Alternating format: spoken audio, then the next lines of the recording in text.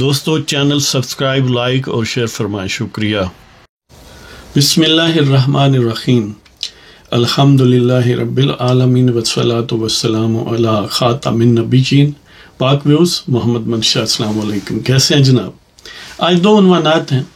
ایک تو ظاہر ہے آپ جو اس چیز سے دلچسپی رکھتے ہیں کہ یہ خبر گرم ہے اور یہ یعنی کوئی اتنی نئی بات تو نہیں ہے، لیکن بہرحال بہت گرم ہے کہ اسلام آباد ہائی کورٹ کے کچھ یوتھیا ججز جو ہیں انہیں خارش ہونی شروع ہو گئی ہے، اور وہ جیسے کہتے ہیں نا کہ کسی ذرا پنجابی دا ٹچ ہوئے کہ کسی گدڑ دی موت آ جائے نا تو شہر المو کر لیندہ۔ یعنی اب ان لوگوں نے اگرچہ یعنی اپنے تئیں انہوں نے ایک مکر کیا ہے کسی کو پھنسانے کے لیے اور کسی دوسرے کو سرو کرنے کے لیے، لیکن یہ مکر ان کے گلے پڑنے والا ہے۔ اور نمبر 2 کہ سینیٹر طلعت محمود جو JUIF کے گویا سینیٹر ہیں ملٹیپل ٹائمز، اب وہ PPP میں کیوں جا رہے ہیں؟ تو سب سے پہلے یہ ججز کی کہانی، ویسے تو یہ جو وقتاً فوقتاً اوپر سطح پر جوش مارتی ہے چیز، یہ وہی یوتھیاپا ہے جس کو ہمارے جنرلز نے براستہ ججز اور بہت سارے اور براستہ انجیکٹ کیا پاکستان کے باڈی پولیٹیک میں، پاکستان کے جوڈیشل سسٹم میں، کانسٹیٹیوشنل سسٹم میں، پاکستان کی سیاست اور معاشرت میں۔ یعنی جو پاکستان کے خلاف ظلم برپا کیا، خاص طور پر راحیل شریف اور اس کے بعد بجوا اور فیض حمید نے، اور ظاہر ہے فیض حمید کے پیش رو جو تظہیر الاسلام وغیرہ، اور ان کے علاوہ وہ پاشا صاحب، انہوں نے اس سے بڑی اور غداری ممکن نہیں ہے کہ پاکستان کے پورے تار و پود کو بکھیرنے کی کوشش کی ہے۔ یہ الگ بات ہے کہ ان کی اس غداری، پاکستان سے دشمنی اور عداوت اور کسی اور سے حسد اور بغض کے نتیجے میں جو کچھ انہوں نے اس ملک کا ستیہ ناش کیا، اس کے باوجود یہ شاخ ابزار کر چکا ہے اور انشاءاللہ یہ گویا سپرنگ بیک کرنے کی پوزیشن میں۔ تو بہرحال وہ 6 ججز ہیں اسلام آباد ہائی کورٹ کے، اور ان کے نام آپ کے سامنے پیش کرتے ہیں۔ ویسے تو آپ جانتے ہی ہیں، لیکن چلو ریپیٹیشن ہو جائے۔ جنہوں نے خط لکھا ہے سپریم جوڈیشل کونسل کو، اس میں اہم بات یہ ہے کہ انہوں نے سپریم کورٹ کو خط نہیں لکھا، انہوں نے سپریم جوڈیشل کونسل کو لکھا ہے۔ انہوں نے پاکستان کے وزیر اعظم کو نہیں لکھا، انہوں نے سپریم جوڈیشل کونسل کو لکھا ہے۔ چیف جسٹس آف پاکستان کو نہیں لکھا، سپریم جوڈیشل کونسل کو لکھا۔ تو وہ 6 ججز جو ہیں وہ جسٹس محسن اختر کیانی اسلام آباد ہائی کورٹ کے ہیں، یہ طارق محمود جہانگیری، جسٹس بابر ستار اور سردار اعجاز اسحاق خان، یہ ایک ہی نام ہے۔ جسٹس ارباب محمد طاہر اور جسٹس سمن فرحت امتیاز، بلکہ اب پتہ نہیں اب سمن فرحت ہے یا عفت ہے، تو بہرحال یہاں پر FAFT لکھا ہے کسی انگریزی اخبار نے، فافت امتیاز۔ تو بہرحال یہ 6 ججز جو ہیں انہوں نے عجیب و غریب یا ایک انپریسیڈنٹڈ خط لکھا کہ سپریم جوڈیشل کونسل کو بھیجا ہے کہ ہمیں یعنی جو پاکستان کی انٹیلیجنس ایجنسیاں ہیں سوچو سے وہ مداخلت کرتی ہیں اور ہمیں مجبور کرتی ہیں مخصوص فیصلے دینے میں، اور اس میں ایک آدھی کوئی مثال دی ہے۔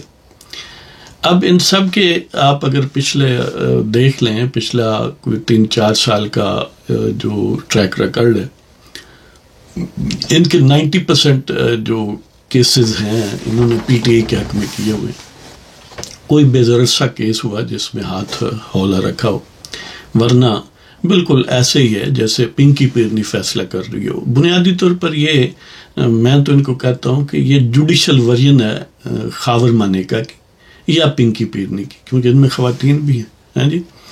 تو یہ یعنی آئیڈیلی جو نیازی کا ذاب سوچتا ہے اس سے بھی بڑھ کے اس کی خدمت کرتے ہیں، گویا اس کے پوڈل ہیں یا شیرو ہیں، یہ کوئی ٹائیگر فورس ہے جو جوڈیشری میں بھرتی کی گئی تھی۔ یہ تو ایک جھمگٹا ہے اسلام آباد ہائی کورٹ میں، آپ کو پتہ ہے لاہور میں امیر بھٹی کی قیادت میں وہاں پر بھی اسی طرح کے شیروز تھے، اور پشاور ہائی کورٹ میں بھی۔ تو یہ شیروز جو ہیں ان کو بھرتی جو ہے ظاہر ہے اب جن پر یہ الزام لگا رہے ہیں ان لوگوں نے ہی ان کو بھرتی کیا، ان کے پیشروؤں نے ان کو بھرتی کیا. اور مزے کی بات یہ ہے کہ یعنی مثلاً آپ نے یہ بھی اکثر دیکھا ہوگا اس کیس میں بھی کہ دیکھیں جی جو لائرز مختلف آرگنائزیشنز ہیں انہوں نے بھی کہا ہے کہ یہ تحقیقات ہونی چاہیے، جوڈیشل سسٹم میں مداخلت ہو رہی ہے. حالانکہ سب جانتے ہیں کہ وہی باڈیز جو ہیں جب کوئی سپریم کورٹ بار ایسوسیشن یا ہائی کورٹ بار ایسوسیشن یا بار کونسل کے عموماً سربراہان یا عام عہدیدار بنتے ہیں تو وہ بارگیننگ کرتے ہیں، وہ انٹیلیجنس ایجنسیوں کے ذریعے بھی آتے ہیں، یعنی ان کا ہاتھ پکڑ کر بھی یہاں پہنچتے ہیں، اور براہ راست بارگیننگ بھی کہ اگر دوسرے جج حضرات اپنے لوگوں کو اکاموڈیٹ کر رہے ہیں تو ہمیں بھی حصہ چاہیے. مطلب یہ ہے کہ جب پورا نظام ہی سپریم کورٹ ہائی کورٹ کے ججز کی ریکروٹمنٹ کا بندر بانٹ پر مبنی ہے، تو جب آپ کے پسند کا معاملہ نہ ہو تو ظاہر ہے آپ پھر وہ لے آتے ہیں جی مداخلت ہو رہی ہے، فلاں ہو رہا ہے. اب یہی لوگ جو تھے یہ کیا قومے میں تھے یا انہوں نے بھنگ پی ہوئی تھی جب یوتھیاپے کو نافذ کیا جا رہا تھا اور یہ اس کے دست و بازو تھے. جب جیسے جسٹس شوکت عزیز صدیقی کا معاملہ تھا اس وقت یہ نشے میں تھے، یا اس کے سائملٹینیسلی جب پی ٹی آئی کے مخالفین کو دیوار کے ساتھ لگایا گیا اور بالکل بے بنیاد کیسز ان پر بنائے گئے اور ان کی ضمانتیں 2 سال تک نہیں ہوتی تھیں، اور یہ بے غیرت قسم کے لوگ جو ہیں ہول سیل ضمانتیں دیتے رہے، ان کیسز میں بھی دیتے رہے جو ابھی اندراج نہیں ہوا اور ابھی جس کا ذکر بھی نہیں ہے. وہ کہتے ہیں اگر کوئی ان نون ہے تو اس میں بھی یعنی ہول سیل اور ایک ہی یک جنبش قلم ایک ہی ٹائم پر بیٹھ کر انہوں نے ملٹیپل کام کیے.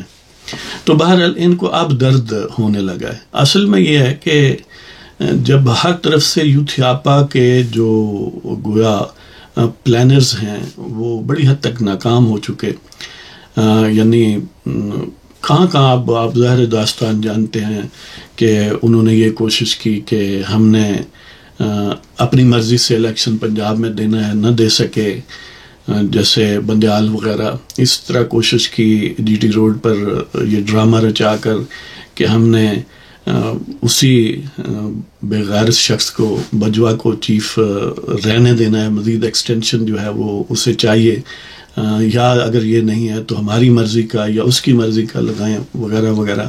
خاص طور پر حافظ عاصم منیر صاحب کو نہ لگائیں. تو یعنی ایک ناکامیوں کی اور بے شرمی کی اور یو ٹرنس کی اور بکواس کی یعنی ایک داستان ہوش ربا ہے کہ ہر لمحے ایک عجیب و غریب قسم کا شگوفہ چھوڑتے رہے، اور یہ سارے اس کے دست و بازو یہ جج حضرات جو ہیں یہ 6 کے 6 بنتے رہے. اور اس کے علاوہ ذاتی معاملات ہیں. اب مثلا ٹھیکیدار میڈیا اور ٹھیکیدار جوڈیشری بھی آپ کہہ سکتے ہیں کہ اس میں کچھ ایلیمنٹ ہیں، کیونکہ اس وقت گرینڈ الائنس ہے جی اینٹی پاکستان فورسز کا، جن میں نیازی قذاب کے ہم نوا، اور ظاہر ہے اسی کی ایک ورژن ہے ٹھیکیدار ریاض کے ہم نوا. 190 ملین پاؤنڈ بہت بڑی رقم ہوتی ہے، کم و بیش سمجھ لیں 67 یا 70 ارب کے قریب ہے.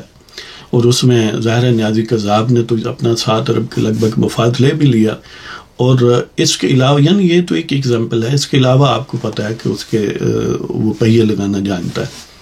اور جب یہ کمبینیشن بنا ہے تو ظاہر ہے یہ بڑا لیتھل ہے. تو بہرحال انہوں نے جب بھی کیونکہ اب یہ انہوں نے یہ تو دیکھ لیا کہ نقوی کے ساتھ کیا ہوا اعجاز الحسن تو اپنی سکن سیو کر کے بھاگ گیا. اب یہ حضرات جو ہیں ان میں سے کئی لوگوں کے خلاف کچھ پہلے ہیں اور کچھ اب آ گئی ہیں جو اپنا کمپلینٹس ہیں سپریم جوڈیشل کونسل میں.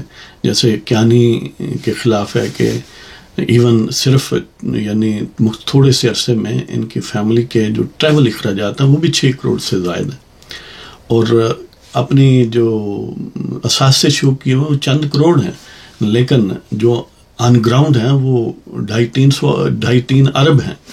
یعنی یہ ایک رفلی آئیڈیا ہے، رفلی ایک گیس ہے. تو مطلب یہ ہے کہ اور ان میں کئی پی ٹی آئی کے باقاعدہ یعنی ان کے بھائی، کسی کا شوہر، کسی کی بیوی، ان کے گویا اسٹالورٹس ہیں، ٹکٹ ہولڈر ہیں.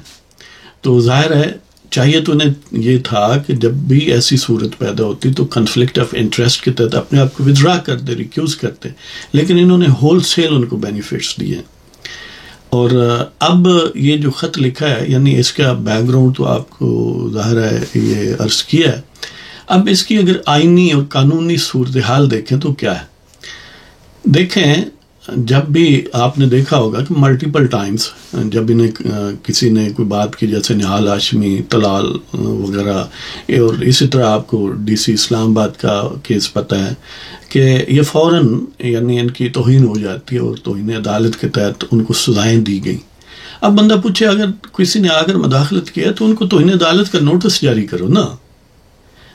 آپ نے حلف لیا ہوا ہے کہ ہم کسی کا پریشر برداشت نہیں کریں گے، کسی کی فیور نہیں کریں گے. اب آئیں بائیں شائیں بک بک کرنے کی جگہ کہ خط لکھا ہے تم انہیں نوٹس جاری کرتے نا. یہ کیانی صاحب، یہ جہانگیری صاحب، یہ بابر ستار وغیرہ ڈی سی اسلام آباد کو تو نوٹس کر سکتے ہیں. تو ان ایجنسیوں کے کسی کرنل کو، کسی میجر کو، کسی میجر جنرل کو یا لیفٹیننٹ جنرل کو ان کو نوٹس بھیجو. تم نے جب حلف لیا ہوا ہے تو پھر یا تو حلف سے پھر جو ریزائن کر دو. جی اب یعنی ملٹیپل ریزنز ہیں. ایک تو ایمبیرس کرنا سپریم جوڈیشل کونسل کے چیف جسٹس آف پاکستان کو. ظاہر ہے چیف جسٹس آف پاکستان اس کے سربراہ بھی ہیں قاضی فائز عیسیٰ، اور اس کے علاوہ اپنے جو ان کے ہینڈلرز ہیں، ٹھیکیدار میڈیا یا یوتھیاپا کے ساتھ جو سمبیوٹک ریلیشن شپ، ان کو اپیز کرنا، ان کو خوش کرنا، اور پھر اپنی سکن بچانا کہ اپنے اثاثوں سمیت جسر نقوی نے کوشش کی کہ وہ پوٹلی چوری جو کر رکھی ہے اس کے ساتھ بھاگنے کا پروگرام ہے. لیکن اب یہ جو یعنی جال انہوں نے اپنی طرح اپنے انداز سے بچایا، لیکن یہ جال ان کے گلے پڑنے والا ہے. اس لیے supreme judicial council proper forum نہیں ہے ایسی شکایات کے لیے، بلکہ انہوں نے یہ اچھا کیا ہے کہ سپریم جوڈیشل کونسل کا پرائمری اور اونلی فنکشن یہ ہے کہ وہ جو ہائر جوڈیشری ہے، یعنی ہائی کورٹس اور سپریم کورٹ کے ججز، ان کے خلاف انکوائری کرنی، ان کے خلاف تادیبی کارروائی کرنی، ان کو یعنی ان کے خلاف کوئی بھی کمپلینٹ آئے یا سپریم جوڈیشل کونسل خود یہ کمپلینٹ بنا دے کہ یہ الزامات ہیں تمہارے پر، تم جواب دو. سو اب چاہیے تو یہ کہ اسی خط کو لے کر ان سے پوچھا جائے کہ جب اگر تم یہ کہتے ہو کہ انہوں نے مداخلت کیا ہے تو پھر انہیں شو کاز نوٹس کیوں نہیں جاری کیا. تو بہرحال یعنی ایک تو ان سے بھی نپٹنا چاہیے، اور جو کچھ کہا ہے اس پر بھی انکوائری ہونی چاہیے. اس میں بھی یعنی ہم اس کے حق میں. اور اس کے یعنی ایک پیرالل ڈیولپمنٹ یہ ہے کہ میاں داؤد ایڈوکیٹ، جس نے وہ کمپلینٹ اس کے خلاف کی تھی نا جسٹس مظاہر نقوی کے خلاف، اور بھی بہت ساری کمپلینٹس ہیں جن میں ایک عام سٹار کمپلینٹس گویا یہ کمپلیننٹ یہ بھی تھا میاں داؤد ایڈوکیٹ جو ہیں، انہوں نے ایک پٹیشن دائر کی ہے اسی طرح 184(3) کے تحت سپریم کورٹ پاکستان میں کہ ان لوگوں نے گویا مس کنڈکٹ کیا ہے، ان کے خلاف انکوائری ہونی چاہیے. انہوں نے جوڈیشری کے وقار کو خراب کیا ہے اور ایک یعنی ایک ایسی فضا پیدا کرنے کی کوشش کی ہے جس میں ابہام رہے.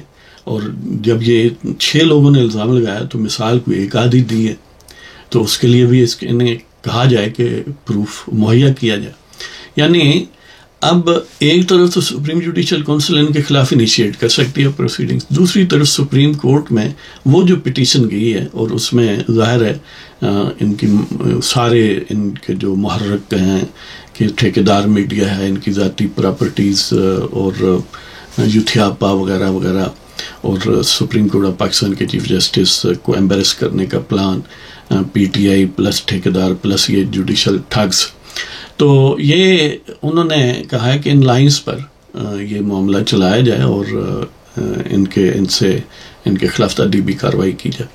اب ظاہر ہے الٹیمیٹلی یہ صورتحال پیدا ہوگی کہ ان 6 کے خلاف کارروائی 6 کے خلاف یا کم از کم چند ایک کے خلاف جن کے خلاف باقاعدہ ادروائز بھی کمپلینٹس آ چکی ہیں وہ انیشیٹ ہوگی. وہ یعنی یہ جو انہوں نے غم شو کیا ہے نا، آئے بھرتی ہی ان کے توسط ہیں، یعنی وہی انٹیلیجنس ایجنسیاں جن پر اب یہ الزام لگا رہے ہیں یہ تو پروڈکٹ ہی ان کی ہیں۔ وہ جاوید اختر کا شعر ہے کہ بے دست و پا ہوں آج تو الزام کس کو دوں، بے دست و پا ہوں آج تو الزام کس کو دوں، کل میں نے ہی بنا تھا یہ میرا ہی جال ہے۔ اب ظاہر ہے یہ ساری چیزیں اپنی ہی ان کی بنائی ہوئی ہیں۔ جب یہ ایک پیج پر تھے تو تب تو ٹھیک تھا، اب ان کو ہوش آنے لگا ہے، کب ان کو بے ہوشی کا ٹیکہ تھا۔ تو اصل میں جو بجوا، فیاض حمید اور ظاہر ساتھ اسٹیبلشمنٹ کا جوڈیشل ونگ، ان میں بائیفرکیشن اصل میں ہوئی کہ ان کے پلان کے مطابق نہ تو نیازی قذاب کو ری انسٹیٹ کیا جا سکا، نہ اس کو اس طرح کی یعنی وہ جو ایک آپٹیمم لیول کی وہ چاہتے تھے کہ ان کو گویا جس طرح خاور منیکا بنے، ان میں کچھ کمی رہ گئی کہ یہ خاور منیکا سے شاید کچھ ڈگری پیچھے رہ گئے، تو اس قسم کا ان سے پروٹوکول یہ چاہتے تھے ہمیشہ ملتا رہے اور ان کے بھی وارے نیارے رہیں۔ اب ظاہر ہے یہ اتنے الٹرسٹک لوگ نہیں ہیں، اس لیے کہ اس بلینکٹ کے تلے پھر یہ سب عیاشی اور ہر طرح کی فزیکل اور مانیٹری اور فسکل اور جو بھی آپ کہیں یہ کرتے رہے۔ تو جب نئی اسٹیبلشمنٹ آئی ہے تو ظاہر ہے اس کے خلاف ان میں بڑے گریونسز ہیں کہ دیکھیں ہم نے دیوتا ایک پال رکھا تھا، پچھلے اسٹیبلشمنٹ نے سے گود میں ہم نے لیا تھا، تو اب یہ اس کو وہ پنجابی میں کہتے ہیں دودھ نہیں چھڑنا چاہتے، دودھ چھڑانا یہ چیختے۔ تو اب اسی معاملے پر سپریم کورٹ آف پاکستان کا ایک فل کورٹ اجلاس ہوا۔ آپ کو پتہ ہے سپریم کورٹ میں 3 اسامیاں خالی ہیں، ایک تو اعجاز الاحسن والی، ایک مظاہر نقوی والی اور ایک اور اسامی خالی، اور موسٹ پروبیبلی وہ بندیال والی ہے۔ تو باقی یعنی 17 ججز میں سے 13 نکالنے تو 3 نکالنے تو باقی 14 بچتے ہیں، ان میں سے ایک ظاہر ہے چیف جسٹس آف پاکستان کا دفاعی ہیں۔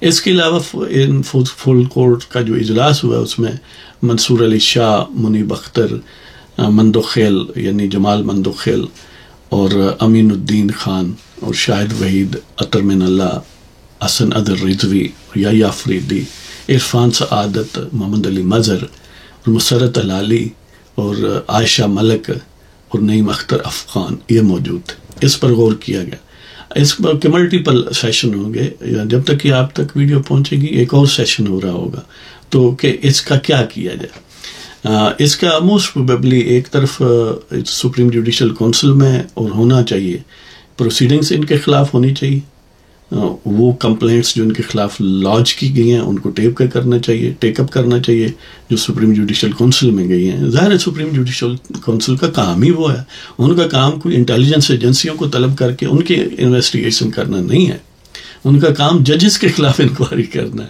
اور یہ طے کرنا ہے کہ کیا یہ فٹ ہیں ٹو بی جج اور ناٹ، کیا انہوں نے کوئی مس کنڈکٹ کیا ہے یا نہیں کیا۔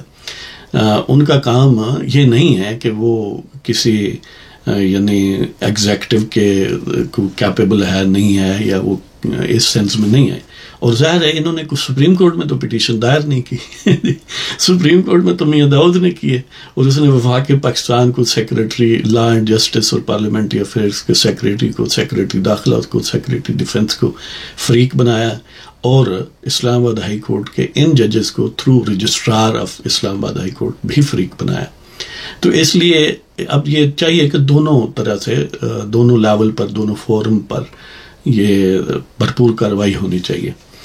تو اپنے تئیں تو انہوں نے ایک پریمپٹ کیا ہے کہ اب ان کے خلاف کیونکہ انکوائریاں منظر عام پر آ رہی ہیں اور موسٹ پروبیبلی ان کا اشر مظاہر نقوی اور اعجاز الاحسن کی طرح ہونے والے ان میں سے اکثر کا، اور یہ بات اسلام آباد ہائی کورٹ تک نہیں رہے گی، اس کی پروبیبلٹی یہ ہے کہ یہ پشاور ہائی کورٹ سے بھی آئے گی اور لاہور ہائی کورٹ سے بھی، اس لیے کہ اب ان کے لیے ایک ڈیسپریشن پیدا ہو رہی ہے کہ ان کے جو پروٹیکٹر تھے، جو ان کی گینگ کے لیڈر تھے سپریم کورٹ آف پاکستان میں، وہ میجر تو جا چکے، ایک آدھ ابھی بھی ہے، اور الٹیمیٹلی ان کو بھی سکریو جو ہے ان کا بھی ٹائٹ کیا جائے گا۔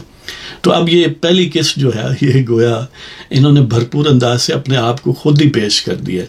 اب نے تو یہ تو پریمپٹ کیا ہے کہ ہم نے ان کی کارروائی سے پہلے گویا یہ کارروائی کر لی ہے، اور اس کا ایک انسینٹیو یا سرکمسٹانسز وہ جو شوکت عزیز صدیقی کو بحال کیا گیا اس والے سے ہے کہ ہم وہ کارڈ یعنی کھیلنے کی کوشش کریں. حالانکہ ان کے خلاف تو وہ کمپلینٹ اس ٹائپ کی نہیں تھی. ان کے خلاف تو فنانشیل ایمبیزلمنٹ کی یا فنانشیل یعنی اساس سے بیونڈ مینس کی بہت ساروں کے خلاف اور کنفلکٹ آف انٹرسٹ وغیرہ ہے. اس میں تو یہی کہا کہ تم نے تقریر کی ہے جی. اگر وہاں تقریر کرنا جرم تھا تو اب یہ ان کی بھی تقریر ہے، تقریر زبان سے کر دیں یا خط سے کے ذریعے کر دیں اور میڈیا کو دے دیں تو وہ بات تو ایک ہی ہے. تو اب انہیں چاہیے کہ جب اس وقت شوکت عزیز صدیقی کو نشانہ بنایا گیا اور وداؤٹ اینی کمپلینٹ، یعنی کوئی فارمل کمپلینٹ ان کے خلاف نہیں تھی جس بیس پر انہیں نکالا گیا کہ سپریم جوڈیشل کونسل کی انکوائری، وہ آج خود ہی انہوں نے مطلب بنا لی تھی. تو اس طرح ان کو بھی کرنا چاہیے. اور اگر کوئی یہ آرگومنٹ دیتا ہے کہ دیکھیں جی وہ تو اب بحال ہو گئے، لیکن وہ بحال ہوئے نا ریٹائرمنٹ کے بعد، اتنے سال وہ خوار رہے اور ان کا جوڈیشل کریئر ختم ہو گیا. اگر وہ ان کو اس وقت یہ بجوا اور فیاض امید نہ ڈستے تو وہ چیف جسٹس آف اسلام آباد ہائی کورٹ بنتے اور اطہر منالہ کی باری نہ آتی، وہ ریٹائر ہو جاتا. تو اگر وہی پریسیڈنٹ انہوں نے یوز کرنی ہے تو ٹھیک ہے، اب نکال دیں نا. جب یہ سارے ریٹائر ہو جائیں تو اس وقت اگر کسی کا کوئی بنتا ہے، ظاہر ہے بہت سارے تو ویسے ہی یعنی نقوی ٹائپ لوگ ہیں، منی نقوی ہیں، تو ان کو پھر بحال کر دیں اور کہیں گے ٹھیک ہے جی اب آپ ریٹائرمنٹ کے سے اوپر ہو گئے، اب صرف بال کھیلیں.